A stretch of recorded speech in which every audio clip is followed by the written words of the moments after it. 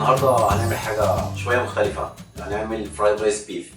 كلنا بنعرف نسلق رز، بس نخليه شويه طعمه مقبول شويه، نحط له شويه خضار، زبده، صويا صوص، شويه بيف. هيعجبك جدا، وطعمه خفيف هيلسي زي كل اكلنا ما هو هيلسي.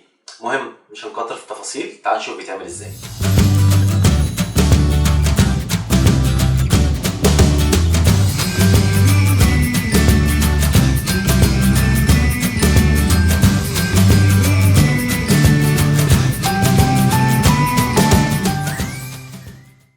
بيف فرايد رايس. احنا هنعمل الفرايد رايس الاول، بعد كده نعمل البيف.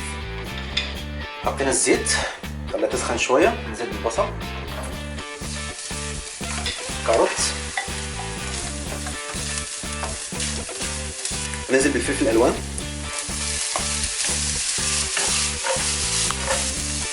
توم،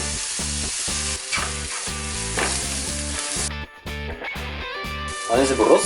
رز ابيض عادي ما فيهوش اي حاجه، مسلوق في ميه بس، ولا ملح ولا اي حاجه.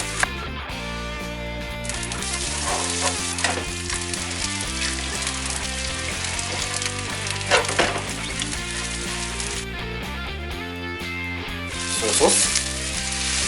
كده الرز بتاعنا جاهز دلوقتي.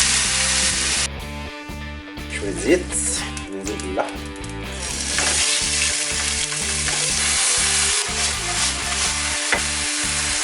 الصويا صوص،